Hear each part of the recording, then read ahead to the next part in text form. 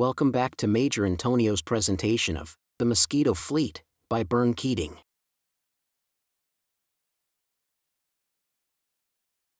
Chapter 7. The War in Europe, English Channel. In England, as May 1944 turned into June, it didn't take a genius to know that something big was afoot.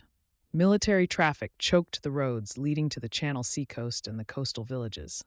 Troops were in battle dress, officers were grim-faced, all hands hustled about on the thousands of mysterious errands that presage an offensive. Everybody knew it was the big landing, the assault on Fortress Europe. But where? Motor Torpedo Boat Squadron 2. Under Lieutenant Commander John Bulkley, with only 3 boats, this was the smallest squadron ever organized, had helped to make the decision where to land. Assigned to the Office of Strategic Services, America's cloak and dagger outfit for all kinds of secret business, Squadron 2 had run a ferry service between England and the enemy-occupied continent to deliver secret agents, saboteurs, spies, resistance officers, and couriers for the governments in exile. The sailors of Squadron 2 carried out their orders, of course, but on some of their errands they could mutter the old Navy adage, "I may have to take it, but I don't have to like it." For example, the night they were sent across the Channel to land on the Normandy shore, there to scoop up several bucketfuls of sand. The crews grumbled about taking their fragile craft under the guns of Hitler's mighty Western Wall just to fill the first Sea Lord's sandbox. They did not find out, until long after that night, why they were sent to play with shovels and buckets on the Normandy beach. A scientist who claimed to know the beaches well, beaches that had already been picked for the Normandy landings, said that they were made of spongy peat covered with a thin layer of sand, and that Allied trucks and tanks would bog down helplessly on the soft strand once they left the hard decks of the landing craft. The samples brought back by the PT sailors proved that the scientists didn't know sand from shinola about Normandy beach conditions, and the operation went ahead as planned. On June 6, 1944, the first waves of American and British troops landed on Omaha and Utah beaches and began the long slugging match with Marshal Erwin Rommel's Nazis to twist Normandy out of German hands. During the landings proper, PTs were used as anti-E-boat screens, but made their biggest contribution by dousing flare floats dropped by German aircraft to guide their night bombers. At the beginning, the assigned duties of the PTs were not heavy, but there is always work for a fleet of small, handy-armed boats in a big amphibious operation.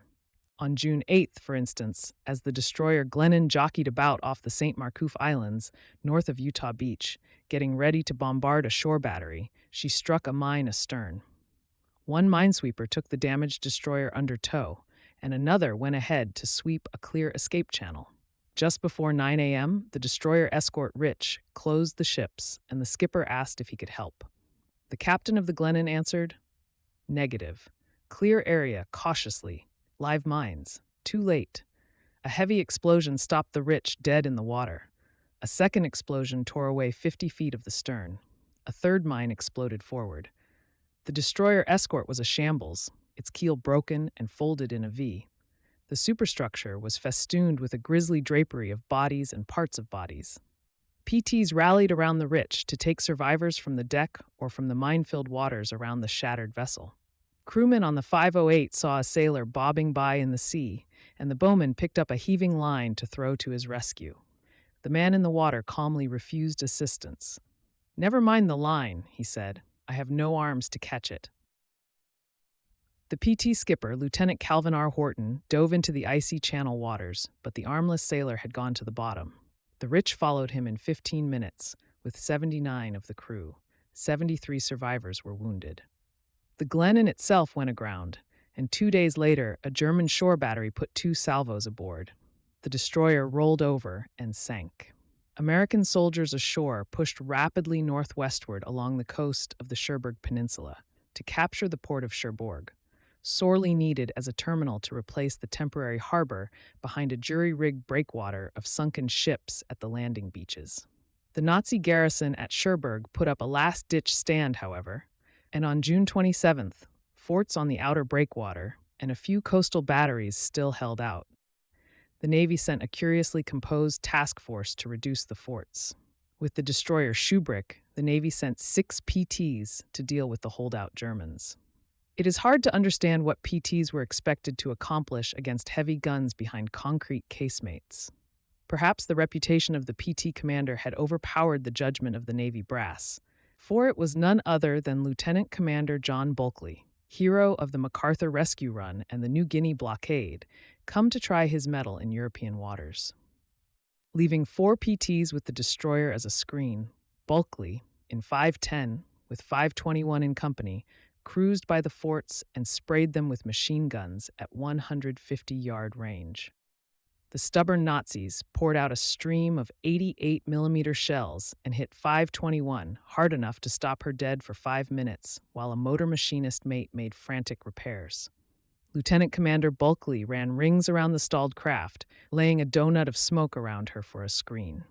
The Schubrick herself was taking near misses from shore batteries, so the skipper recalled the PTs and departed the scene. The 2 bombardment PTs followed suit, having accomplished little except to exercise the crew. Fortunately, no American sailors were hurt in this most inappropriate use of PT capabilities.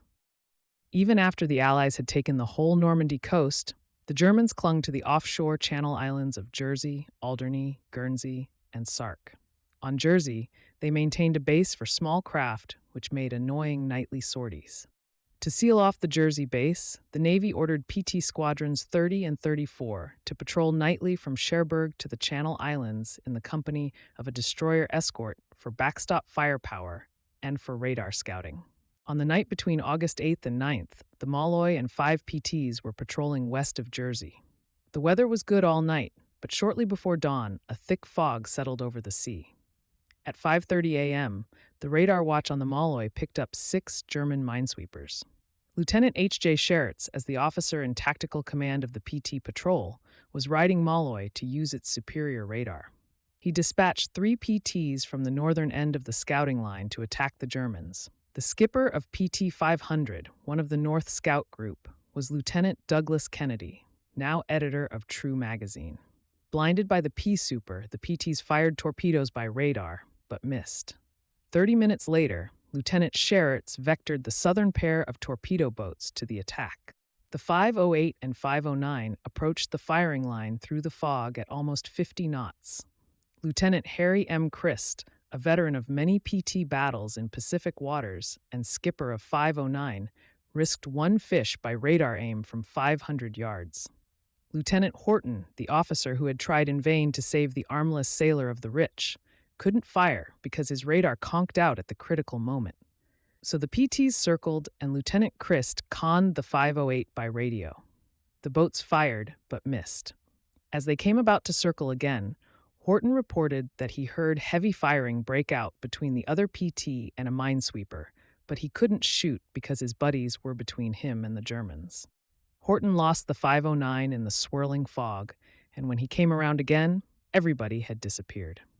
He searched almost an hour and returned to the Malloy on orders of Lieutenant Sheretz because his burned-out radar made his search ineffective. The 503 and the 507 took up the search for their missing comrades. At 8 a.m., they picked up a radar target in the St. Helier roadstead at Jersey and closed to 200 yards. The fog lifted briefly and unveiled a minesweeper dead ahead and on a collision course. The 503 fired a torpedo, and both boats raked the enemy's decks, but suffered hard punishment themselves from the enemy's return fire. Before the boats escaped from the enemy waters, 2 PT sailors were killed and 4 wounded on 503, and 1 wounded on 507. The next day, a search plane found the body of a sailor from the 509, and 10 days later, a bullet-riddled section of the hull was found floating in the channel. It was not until after the war that the fate of the 509 was learned from the sole survivor, a liberated prisoner of war named John L. Page. Here is his story. After firing 1 torpedo by radar, the 509 circled and came in for a gunnery run. I was in the chart house on the radar. Lieutenant Junior Grade John K. Pavlis was at the wheel. I remember we were moving fast and got pretty close before receiving return fire. When it came, it was heavy and accurate. 1 shell burst in the chart house, knocking me out. When I came to, I was trying to beat out flames with my hands. I was wounded and the boat was on fire, but I pulled the detonator switch to destroy the radar and then crawled on deck. The bow of our boat was hung up on the side of a 180-foot minesweeper. From the deck of the enemy sweeper, Germans were pouring in small arms fire and grenades. Everything aft of the cockpit was burning. I struggled forward through the bullets and bursting grenades to the bow. I have no idea how long that journey took, and the Germans tossed me a line. I had just enough strength to take it, and they hauled me aboard. The Germans stretched Paige out on the deck and attacked the PT's carcass with crowbars, frantically trying to pry themselves loose from its clutches. Just as the PT broke loose, it exploded with a tremendous roar. I couldn't see it, says Paige, but I felt the heat and the blast. Free of the PT, the minesweeper ran for the shelter of home base at St. Helier.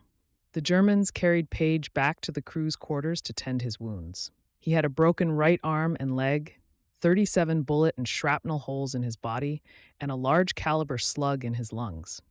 While they were working on him, they were carrying in their own dead and wounded. I managed to count the dead. There were 15 of them, and a good number of wounded.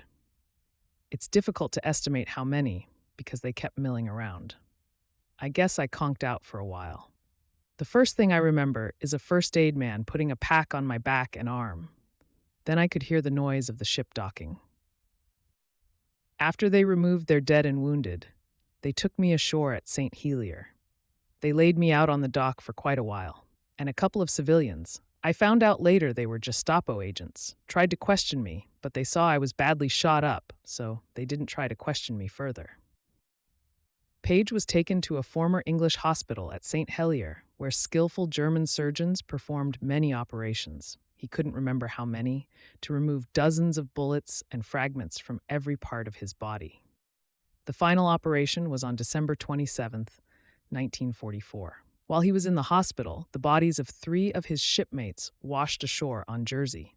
The British Red Cross took over the bodies and buried them with military honors. Paige was regularly annoyed by Gestapo men, but he said, "I found that being very correct and stressing the fact that my government didn't permit me to answer was very effective. They tried a few times and finally let me alone."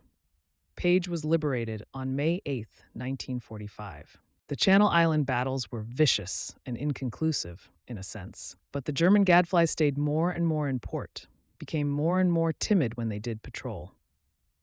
Nightly sweeps of the PT destroyer escort teams bottled up the German boats and cleared the channel waters for the heavy traffic serving the voracious appetite of the armies on the continent. This concludes today's reading of The Mosquito Fleet by Bern Keating, presented by Major Antonio. Join us also next week for the subsequent chapter, or download the entire audiobook from our webshop at antonio.net. Thank you for listening, and so long.